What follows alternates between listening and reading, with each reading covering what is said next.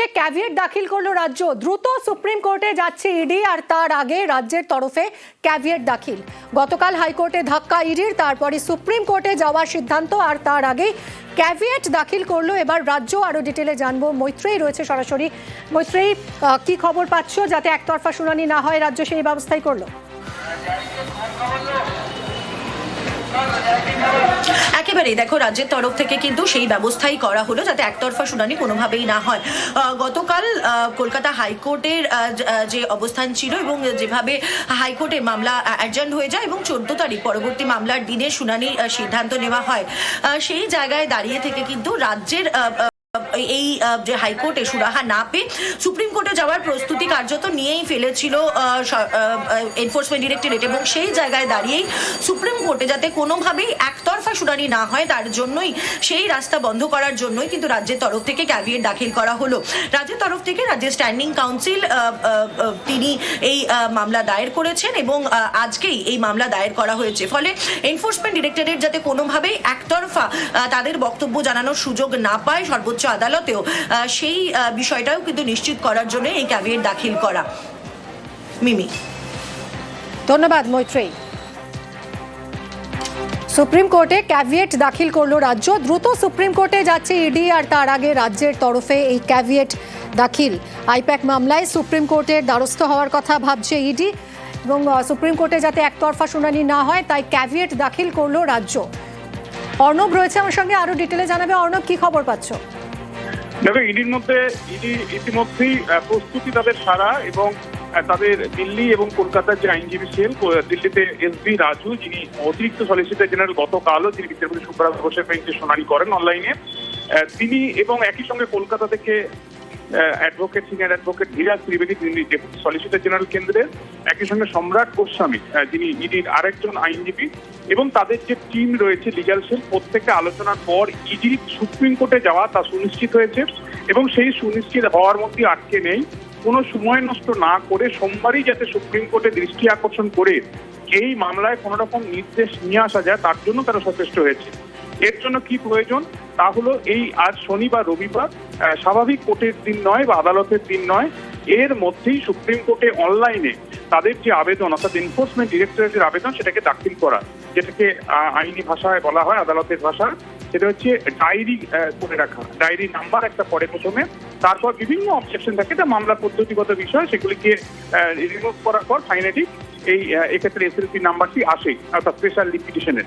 এবং সেই প্রক্রিয়াটা এখনো পর্যন্ত সূত্র মারফত যেটুকু আমরা জানতে পারছি, 80 থেকে 90% চান্স বা সুযোগ রয়েছে রবিবার দিনই অনলাইনে সেই কাজটি করার।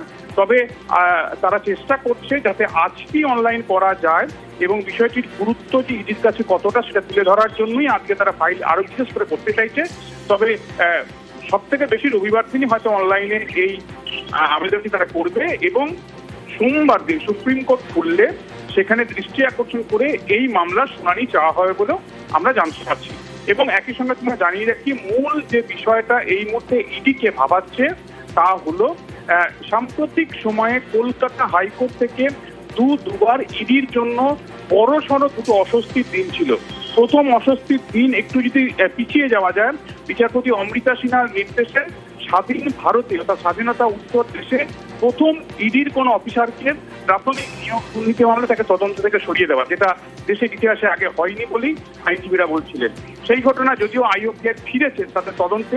আর দ্বিতীয় হচ্ছে এই ইডি অভিযান এবং তাদের নির্দেশ না পাওয়া, যেখানে ইডি অফিসাররা কি করবে, এবং তৃণমূল কংগ্রেস তাদের মামলার মধ্য দিয়ে ইডির অভিযান নিয়ে প্রশ্ন তুলেছে, ইডির অভিযানের বৈধতা নিয়ে প্রশ্ন তুলেছে।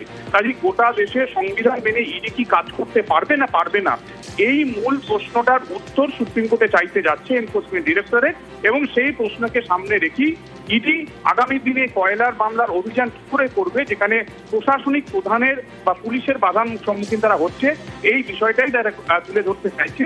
এবং একই সঙ্গে তাদের যে আবেদন ছিল সিবিআই তদন্ত, সিসিটিভির ফুটেজ, বিভিন্ন সেটা ডিজিটাইজ বা হার্ড কপি যেগুলি রয়েছে আইপ্যাকের অফিসে বা কর্ণধারের বাড়িতে, সেগুলিকে সংরক্ষণ করা, এই সমস্ত আবেদন তাদের রয়েছে। এবং গতকাল কলকাতা হাইকোর্টে হট্টগোলের কারণে শুনানি না হওয়া এবং এক পাতার যে নির্দেশ, সেই নির্দেশে আখেরে কোনো লাভ হয়নি ইডির, বরঞ্চ তাদের উদ্বেগ বাড়িয়েছে। একদমই তাই অর্ণব, গতকাল কলকাতা হাইকোর্টের দ্বারস্থ হয়েও কোনো লাভ হয়নি। পুলিশের বিরুদ্ধে অতি সক্রিয়তার অভিযোগ নিয়ে হাইকোর্টের দ্বারস্থ হয়েছিল ইডি, কিন্তু জরুরি ভিত্তিতে শুনানির জন্য ইডির আবেদন খারিজ হয়ে যায় কলকাতা হাইকোর্টে। এরপরই সুপ্রিম কোর্টে যেতে পারে ইডি এবং তাই আগেভাগেই রাজ্য ক্যাভিয়েট দাখিল করে রাখলো সুপ্রিম কোর্টে। হাইকোর্টে পরবর্তী শুনানি হবে 14 জানুয়ারি, অর্থাৎ আপাতত পুলিশের কাজে হস্তক্ষেপ নয় আদালতের, আর এই নিয়েই শুরু হয়েছে জোরতর্জা।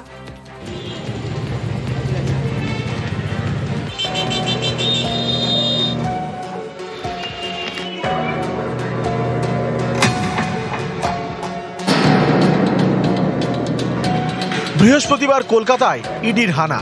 তৃণমূলের পরামর্শদাতা সংস্থা আইপ্যাকের অফিসে তল্লাশি চালায়। সংস্থার কর্ণধারের বাড়িতেও হানা দেয়। দুই জায়গাতেই যান মমতা বন্দ্যোপাধ্যায়, যায় পুলিশও। এই নিয়ে তোলপাড়, হাইকোর্টে মামলা, পাল্টা মামলা। পুলিশের বিরুদ্ধে অতি সক্রিয়তার অভিযোগে মামলা করে ইডি, পাল্টা ইডির বিরুদ্ধেও অতি সক্রিয়তার অভিযোগে মামলা করে তৃণমূল।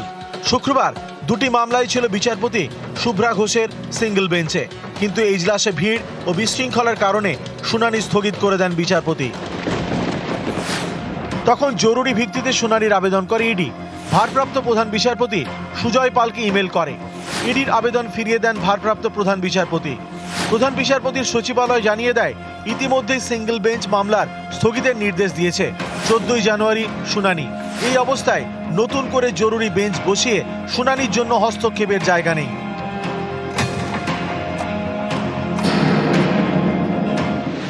এদিন বিচারপতি শুভ্রা ঘোষের এজলাসে ইডি একগুচ্ছ আবেদন করে। তার মধ্যে অন্যতম ইডি অফিসারদের রক্ষা কবচ দেওয়া হোক, কিন্তু এই নিয়ে শুনানি হবে 14 জানুয়ারি। অর্থাৎ আপাতত পুলিশের কাজে হস্তক্ষেপ নয় আদালতের। অনেকের মতে এটাও কেন্দ্রীয় এজেন্সি ইডির কাছে ধাক্কা। পশ্চিমবঙ্গের সাংবিধানিক সংকট নয়, পশ্চিমবঙ্গের সাংবিধানিক ব্যবস্থাটি ভেঙে পড়েছে। যখন ইডির করা মামলার শুনানি হচ্ছে, তখন কোর্ট রুমের ভেতরে তৃণমূল কংগ্রেস নিজের লয়ার সেলের সদস্যদের ঢুকিয়ে দিয়ে পুরো বিচার ব্যবস্থাটাকে হাইজ্যাক করার চেষ্টা করলেন, যার জন্য আজকে শুনানি পিছিয়ে গেল। 6 বছর যে মামলাটা নিয়ে যদি এত জরুরি এত কিছু, তাহলে অনেক আগেই তদন্ত, অনেক আগেই জিজ্ঞাসাবাদ হয়। ইলেকশনের আগে জানুয়ারি মাসে মনে পড়লো আচমকা গিয়ে যেতে হবে তৃণমূলের তথ্য ভান্ডারটা নেওয়ার জন্য। যা যা হওয়ার তাই হয়েছে। নিউজ 18 বাংলা।